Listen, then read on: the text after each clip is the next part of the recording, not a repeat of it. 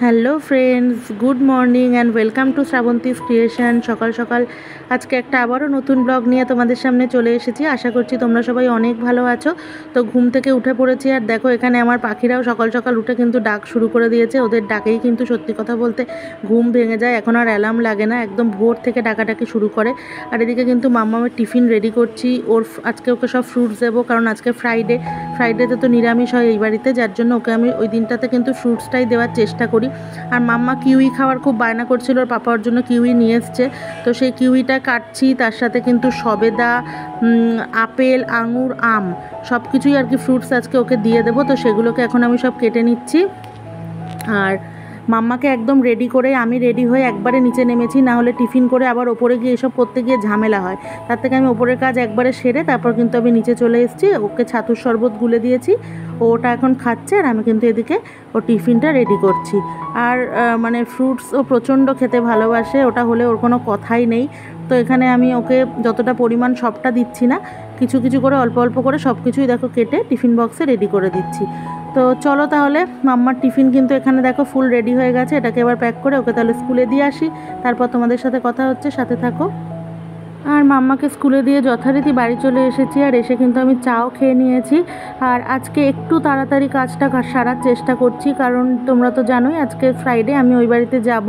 তো যার জন্য বিকালবেলায় ট্রেন ধরতে হবে, মোটামুটি বাড়ি থেকে 4:45টায় বেরোবো। এবার কি বলো তো, মাম্মা যেহেতু সকাল সকাল ঘুম থেকে উঠে পড়ে, যার জন্য ওকে যদি একটু ঘুম না পাড়াই খুব মুশকিল হয়ে যাবে। ওর কিন্তু শরীরটা খুব টায়ার্ড লাগবে, ওই জন্য চেষ্টা করব রান্নাটা তাড়াতাড়ি করে ভাতও করে ফেলে ওকে একটু খাইয়ে অন্তত 1 ঘন্টা ও যাতে ঘুমাতে পারে। যার জন্য খুব তাড়াতাড়ি করে আমি কাজগুলো সেরে নিচ্ছি। দেখো বিছানা টিছানা গোছানো হয়ে গেছে। এখন সব জামা কাপড়গুলো কেচেছিলাম, তোমাদের দেখিয়েছিলাম, তো সেখান থেকে যেগুলো যেগুলো শুকিয়েছে সেগুলো সব তুলে আনলাম, এনে ভাঁজ করে মাম্মামের জামা কাপড় ওর জায়গায় রাখবো।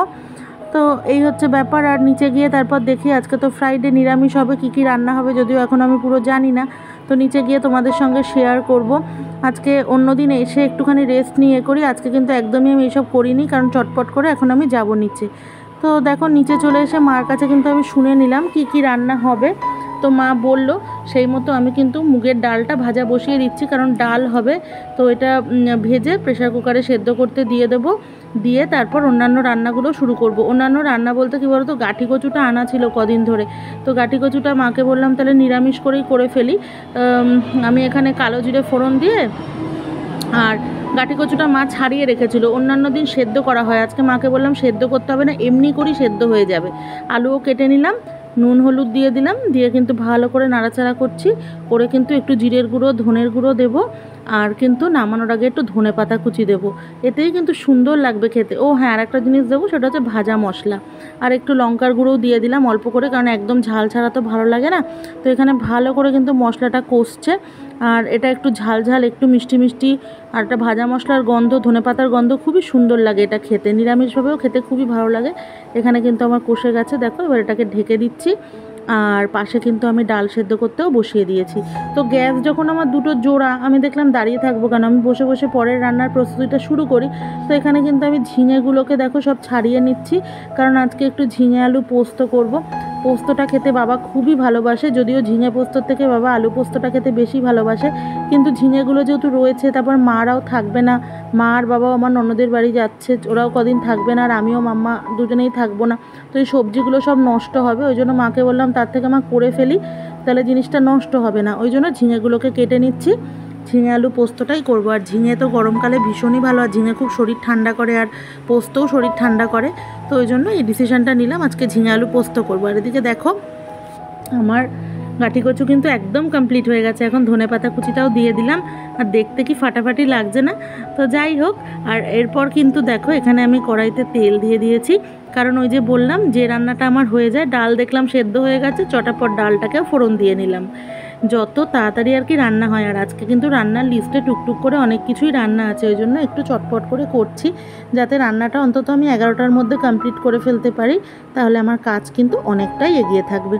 তো এখানে মুগের ডালও কিন্তু আমার কথা বলতে বলতে দেখো হয়েই গেল। এবার বসাবো ঝিঙে আলু পোস্ত।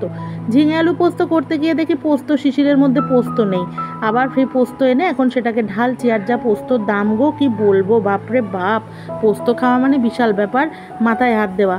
তো যাই হোক, তবুও পোস্তটা এই বাড়িতে প্রায় প্রায় হয়, তোমরা হয়তো দেখেছো ব্লগে। বাবা পোস্ত খেতে প্রচণ্ড ভালোবাসে, আর এই জন্য আর কি দেখো এখন ঝিঙে আলুটা বসিয়ে দিলাম, ভালো করে একটু নাড়াচাড়া দেবো। আর ঝিঙে থেকে তো এমনি জল ছাড়ে, তো এটা ভালো করে একটু ভাজা ভাজা করে তারপর পোস্তটা দিয়ে দেবো, দিয়ে ভালো করে নাড়াচাড়া করব, করে ঢাকা দিয়ে দেবো, ব্যাস ঝিঙে আলু পোস্ত, এমন কিছু ব্যাপার না। আর ঝোলটা মানে আমি ঝালটাও কিন্তু একদম কম দিচ্ছি, কারণ যেহেতু মাম্মাও খাবে বাবাও খাবে, সুতরাং ঝাল আমি একদমই কম দিচ্ছি, ঠিক আছে। তো এখানে দেখো পোস্ত এখন দিয়ে দিয়েছি। আর আজকের পোস্তটা আমার একটুখানি কি হয়েছে বলো তো, জলটা বেশি দিয়ে ফেলেছি। পোস্তটা যখন আমি শুকনোভাবে আগে একটু গুঁড়ো করে নিই, তার মধ্যে আমি কিন্তু তারপরে জল অ্যাড করি, তাহলে পোস্তটা খুব সুন্দর মিক্সিতে পেস্ট হয়ে যায়। আর বাটলে তো সেটা আলাদা ব্যাপার, তবে বাটাবুটির ঝামেলায় আমি যাই না, আমি মিক্সিতেই করি আর এই প্রসেসে করি। আগে শুকনোভাবে একটু গুঁড়ো করে নিয়ে তার মধ্যে জল দিয়ে একবার করি। তো আজকে জলের পরিমাণটা একটু বেশি হয়ে গেছে, যাই হোক কোনো ব্যাপার না, সেটা কিন্তু অ্যাডজাস্ট হয়ে গেছে। তো ডাল তো হয়েছে, এবার মাকে বললাম মা ডালের সাথে কি ভাজা হবে বলো। মা বললো পটল পড়ে আছে, পটলগুলোও নষ্ট হবে, ঢ্যাঁড়স পড়ে আছে। তো আমি বললাম চলো কাটো সব কিছু, মা এগুলো সব কাটলো, আর আমি কিন্তু এগুলো ভাজাগুলো পরপর দেখো শুরু করে দিলাম। পটল ভাজা, ঢ্যাঁড়স ভাজা, উচ্ছে ভাজা। বললাম যে আজকে আমাদের সমস্ত সবজি ফাঁকা করার পালা, তো আমিও রান্না করে যাচ্ছি, মাও কেটে যাচ্ছে। চলো তো কি সবাই মিলে আছি আর কি, খেয়ে দিয়ে ব্যাপারটা ফুরিয়ে যাবে, নাহলে নষ্ট হলে সত্যি গায়ে লাগে গো, একে এত সবজির দাম। তো এখানে কিন্তু আমার দেখো ঢ্যাঁড়স ভাজা, পটল ভাজা, গাঁটি কচুর ডালনা সমস্ত কিছু হয়ে গেছে। আর এখন কিন্তু আমি ডালও হয়ে গেছে, আর এদিকে আমি এখন উচ্ছে ভাজা বসিয়ে দিয়েছি, আর ঝিঙে আলু পোস্ত এখানে অলরেডি আমি গ্যাস অফ করে দিয়েছি, হয়ে গেছে। চলো এর পরের রান্নাটা তোমাদেরকে এবার শেয়ার করছি। এখনও রান্না কিন্তু ফুরায়নি। এই দেখো পনির নিয়ে এসছে, সেই পনির কেটে পনিরটাকে এখন ভাজছি, আর আমি কিন্তু সাদা তেলে পুরো পনিরটা করব। হ্যাঁ, আর মানে শুক্রবারে পনিরটা করলে আমি এর ভেতরে একটু কাজু বাদাম আর কিশমিশ বাটাটা দিই, কারণ খেতে খুব টেস্ট হয়। আর এখানে কিন্তু আমি গোটা গরম মশলা, জিরে ফোড়ন সব দিয়ে দিলাম, দিয়ে আলু দিয়ে দিলাম। আর পেস্ট একটা আমি করেছি, সেই পেস্টটার মধ্যে হচ্ছে আদা বাটা, টমেটো, তারপর জিরের গুঁড়ো, ধনের গুঁড়ো, কাজু বাদাম, কিশমিশ সমস্ত কিছু দিয়ে একটা সুন্দর পেস্ট করেছি। তো সেটা দিয়ে পনিরটা করব। আর সাদা তেলের মধ্যে এইভাবে পনিরটা করলে কিন্তু খেতে খুব সুন্দর হয়। আমার মাম্মামও খুব ভালো খায় এই পনিরটা আমি করলে। তো এখানে আমি সেই পনিরটা এখন করছি। রান্না মোটামুটি এখন শেষের পর্যায়ে এসে গেছি গো, হাফ ছেড়ে বাঁচলাম, বাবারে বাবা। তো তবে দুপুরবেলা আজকে কিন্তু মেনুটা জাস্ট জমে যাবে। আর এই হচ্ছে ব্যাপার। চলো তাহলে এই রান্নাটা কমপ্লিট হয়ে যাক, তারপর কিছু বাসন আছে সেগুলোকেও চটপট করে বেসিনে একটুখানি মেজে ফেলবো, কারণ পিসিকে সবসময় তো সব বাসন দেওয়া হয় না, যদিও মা বাসন মাজলেই চিৎকার করে তুমি মাজছো কেন, রাখো আমি মেজে দিচ্ছি। তো যাই হোক, কিন্তু আমি তা সত্ত্বেও বললাম যে না তুমি দাঁড়াও, আমি সব কটা মেজে দেবো। তো এখানে পনিরগুলো দিয়ে দিলাম, দিয়ে দেখো ঢাকা দিয়ে দিলাম, ওটা এখন হতে থাক। আর পাশে মা অলরেডি ভাত বসিয়ে দিয়েছে। আমি এখন চটপট করে এই বাসনগুলোকে একটু ধুয়ে ফেলে তারপর কিন্তু ওপরে যাব, গিয়ে অনেক কিছু কাচাকুচি আছে সেগুলো করব, মাম্মাকে স্নান টান করাবো, করে তারপর তোমাদের সাথে বেরোনোর সময় আবার কথা হচ্ছে। এখন চটপট কাজগুলো সেরে ফেলি, চলো সাথে থাকো। হ্যালো ফ্রেন্ডস, এখন ঘড়িতে সময় এখন বাজে 4:45 মতো বাজে। তো রেডি হয়ে গেছি, আর আজকে তো ফ্রাইডে, জানো আমি যাচ্ছি ওই বাড়ি। মাম্মাও ওইদিকে রেডি হয়ে গেছে, মাম্মাকে এই পাতলা ড্রেসটা পরিয়েছি। আর পিঠে দেখো একটা এত ভারী ব্যাগ নিয়েছে, কতবার বারণ করলাম শুনবে না। এত ঘন্টার জিনিস ওখানে নিয়ে যাবে, সে 2 দিনের জন্য গেলেও যাবে, 20 দিনের জন্য গেলেও যাবে, 2 মাসের জন্য গেলেও সেই একই জিনিস নিয়ে যাবে। মানে ওর ওই জিনিসগুলো সাথে নিতেই হবে, তার জন্য দেখো আমার ব্যাগটা কতটা ভারী। এই একটা সাইড ব্যাগ নেবো, ওই একটা, আমার টানতে মানে দম বেরিয়ে যায়। যাই হোক, তো চলো তাহলে বেরোই। আর মাম্মার জন্য কেক নিয়ে নিয়েছি, ও এখন খাবে না বললো, ট্রেনে উঠে পরে ইচ্ছা হলে ও খাবে। আর এই তো দুপুরবেলা আজকে আর ঘুমাইনি, একবারে আমি রেডি হয়ে গেছিলাম, আর মাম্মা একটু ঘুমিয়েছে, জোর করে ওকে ঘুম পাড়িয়েছিলাম, তারপর উঠে ওকে রেডি করলাম। তো চলো তাহলে বেরোই, আমরা পরে তোমাদের সাথে আবার কথা হবে, সাথে থাকো। বাড়ি থেকে হাঁটতে হাঁটতে স্টেশনে এসে তারপরে কিন্তু ট্রেনে উঠেও পড়েছি, যেহেতু বাড়ির থেকে স্টেশন খুবই কাছে। আর মাম্মা এখানে বসে বসে লটি চকোপাই কেক খাচ্ছে, সেটাই তোমাদের জানাচ্ছে। আর এখন কিন্তু ট্রেন মোটামুটি পুরো ফাঁকা, একটু পরে কিন্তু পুরো ভিড় হয়ে যাবে যদিও জানি। যাই হোক, আমরা তো জানলার ধারেই সিট পেয়ে গেছি, এখন আরামে হাওয়া খেতে খেতে আমরা যাব।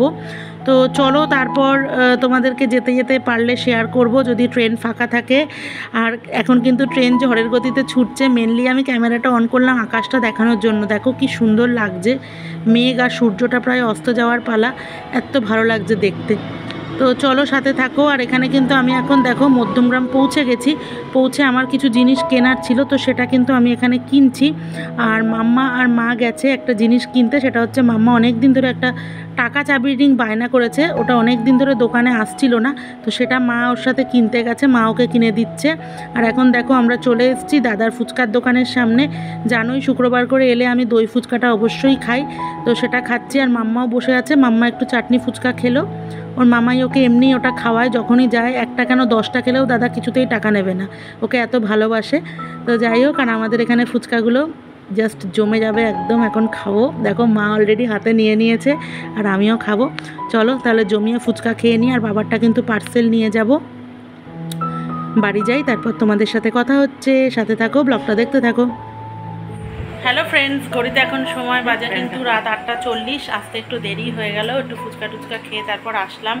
তো বাড়ি এসে ড্রেস চেঞ্জ করে ফেলেছি, প্রচণ্ড গরম লাগছে, মারাত্মক টাইপের আবার গরম পড়ে গেছে। তো যাই হোক, এখানে মা আসার সাথে সাথেই দেখো আমাদের রাতের জন্য আম সব কেটে রেখেছে। তো মাম্মা এসে অলরেডি এখান থেকে খাওয়া স্টার্টও করে দিয়েছে, তো এটা খাবো।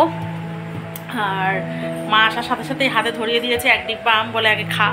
তো এখন খাবো আমিও একটুখানি, আর মাম্মা তো অলরেডি খেয়েই যাচ্ছে।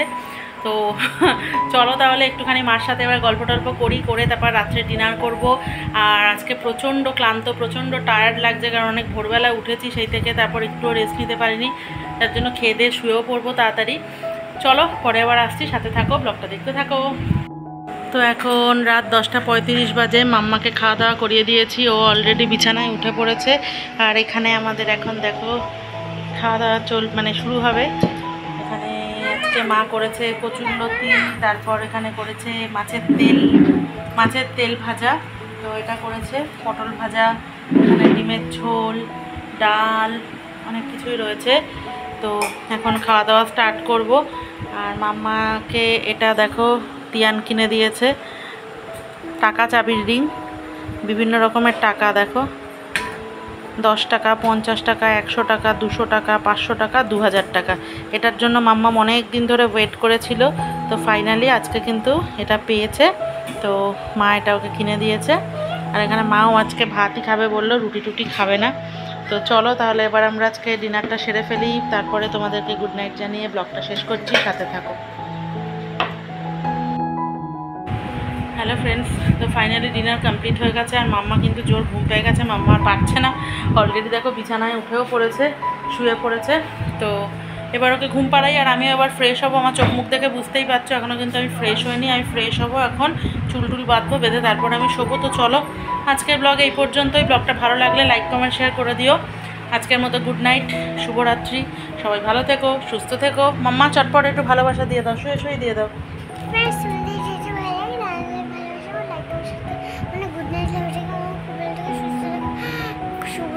আর আমাকে কাটা যাচ্ছে, ওটা তোমরা মেনটেন করে নিও। বাবা আচ্ছা ঠিক আছে, চলো আজকের মতো টাটা।